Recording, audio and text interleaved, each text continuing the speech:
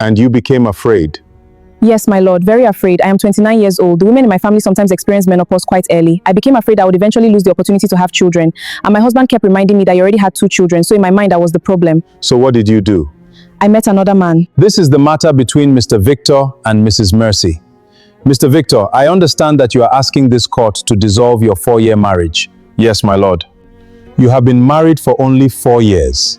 And already you want a divorce. Why? What happened? My lord, I never imagined I would find myself in this situation again. I was previously married. That marriage ended in divorce, and I have 2 children from that marriage. After the divorce, I became very careful about choosing another wife. I didn't want to make the same mistake twice.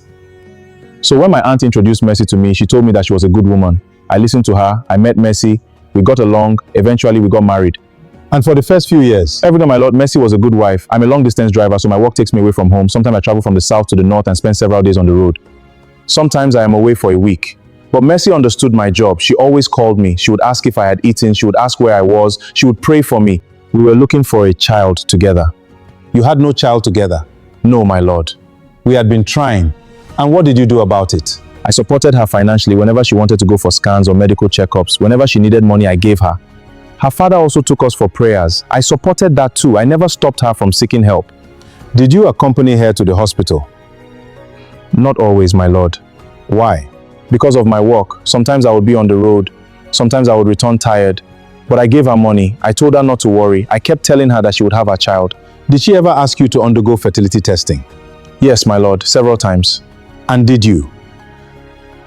No, my lord. Why? Because I have 2 children already. I didn't think there was anything wrong with me. Continue.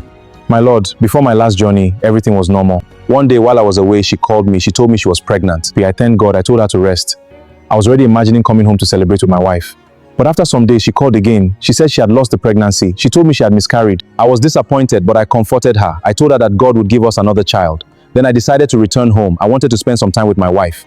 But when I arrived, Mercy was nowhere to be found.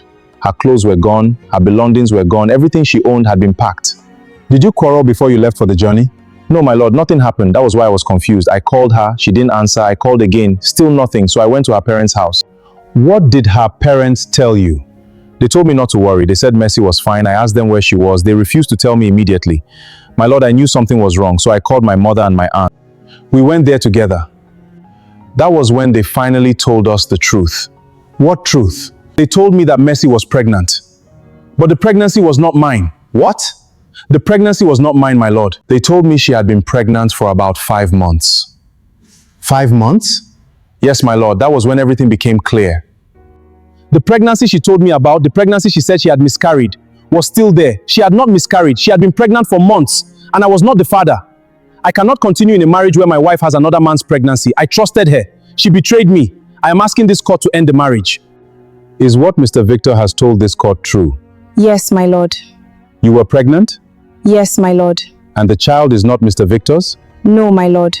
Then explain yourself. My lord, I know what I did was wrong. I know, but there is something my husband did not tell the court. Go ahead.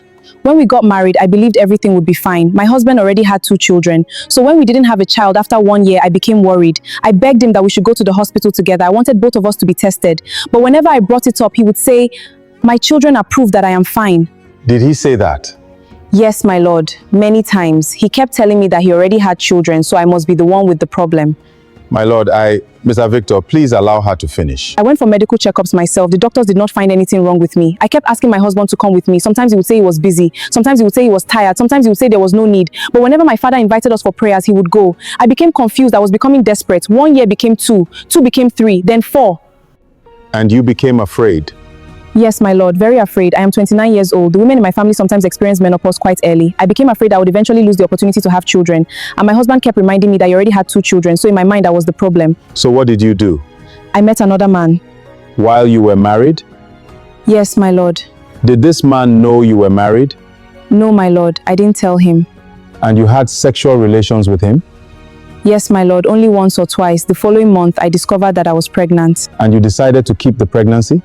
Yes, my lord. I had never had a child before. I was afraid of losing my chance. I knew the pregnancy was not my husband's, and I knew I could not lie to him and say it was his. That was why I left. This is indeed a serious matter. Mr. Victor, you made a serious mistake. You assumed that because you had children from a previous marriage, You could not possibly have a fertility issue. That assumption was wrong. Having fathered children in the past does not guarantee that a man will never experience fertility problems later in life. Fertility is not a competition between husband and wife.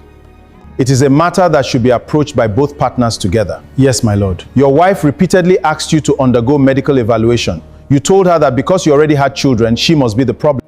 That was unfair. Marriage requires partnership. When there is a fertility challenge, both husband and wife should seek proper medical evaluation rather than pointing fingers. But Mrs. Mercy, you are not innocent either. I know, my lord. You were unhappy with your husband's refusal to cooperate. You were frightened about your fertility. You wanted a child. I understand the emotions involved. But none of those things gave you permission to commit adultery. You were married. If you could no longer continue in that marriage, there were lawful and honest ways to leave it. You could have separated. You could have sought counseling. You could have involved your families. You could have petitioned for divorce. But instead, you brought another man into your marriage.